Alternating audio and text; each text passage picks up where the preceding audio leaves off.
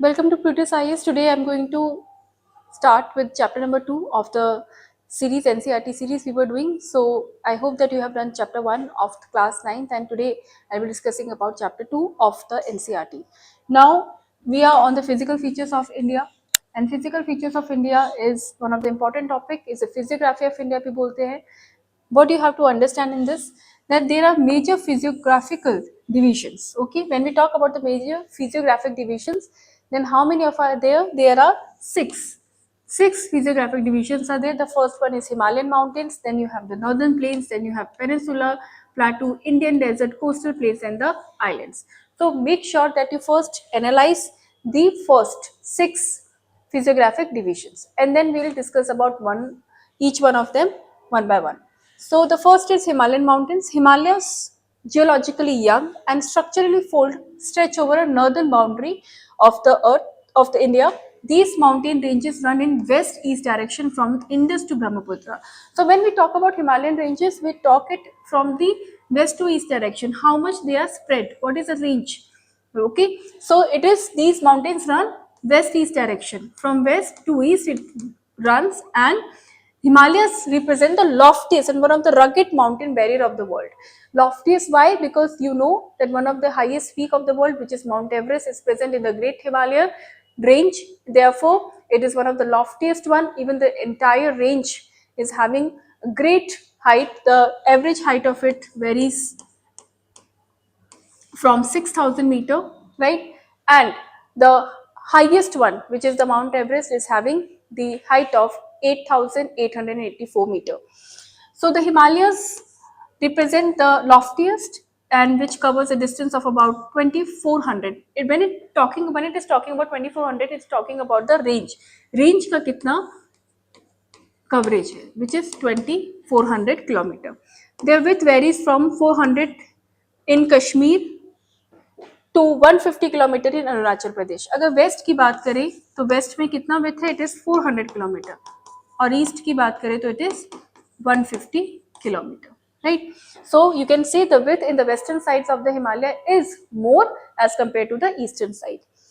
Next, the Himalayan consists of three parallel ranges, and a number of valleys lie between these ranges. The northernmost range is the Great Himalayas. Now, how the ranges have been divided? If you draw the upper part of India, only this much, then you can see there are three ranges which are going parallelly, 1, 2 and 3. The first range is your Great Himalayas, then another range is Lesser or Middle Himalayas. You also call Great Himalayas as Himadri. Somewhere you will find that Himadri is written, or Shivaliks, or last range is Shivaliks or Outer Himalayas. This is the composition. Okay. Next is, you can also see in the map which has been attached here. So these are the ranges. Now talking about the characteristics of the Great Himalayas, it is saying the fold of Great Himalayas are asymmetrical in nature. Asymmetrical means the height is probably not the same. They are asymmetrical, the structure is asymmetrical. The core of this part of Himalayas is composed of granite. What it is made up of? It is made up of granite. It is perennially snowbound. It is snowbound. Why perennial? Because the rivers are flowing here and flowing in a very continuous manner, because glaciers are present and there is a melting of the glacier which happens and the rivers flow from the area. And a number of glaciers descend from this range. Next, the range lying to the south of the Himadri forms the most rugged mountain system, and it is known as Himachal or Lesser Himalayas. If you are talking about the next range, which is your Lesser or Lesser Himalayas or Himachal, it is the most rugged mountain. Rugged means the kind of terrain which is formed is not uniform, right? Rugged. The ranges are mainly composed of highly compressed and altered rocks. The altitude varies. जो Great Himalayas है उसका average है 6,000 metre. Lesser Himalayas का average है 3000 metre, 3700 metre से it is varying to 4500, and the average width is 50.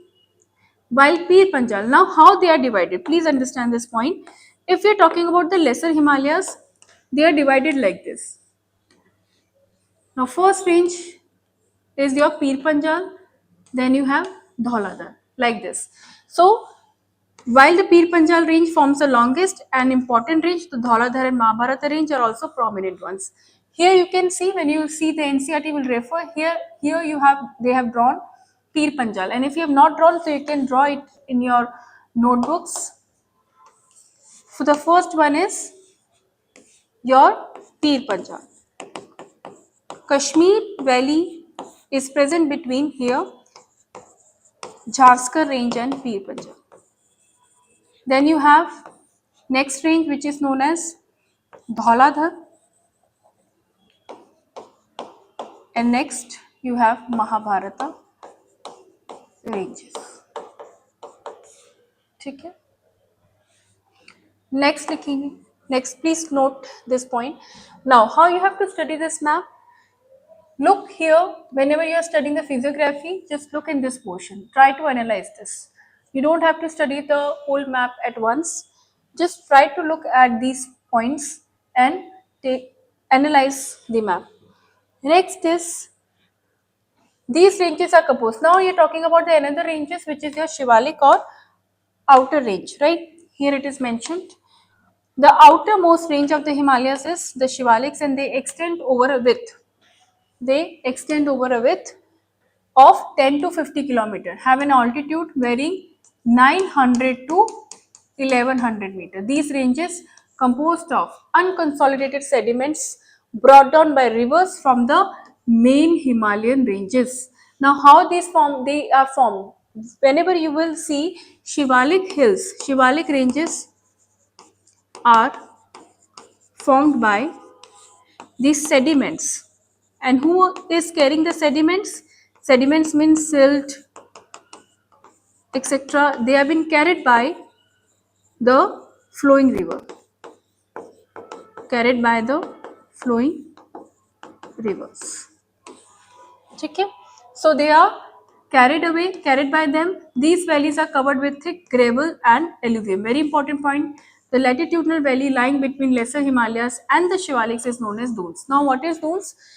These are the correct landform characteristics which are formed between the Shivaliks and lesser Himalayas.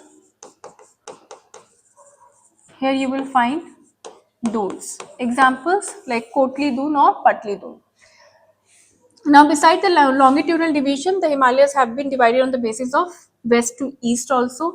We'll talk about this in the next part of the chapter. So, I have tried to cover the chapter in the phases wise. Like first, I'll be discussing only the one physiographic division, right?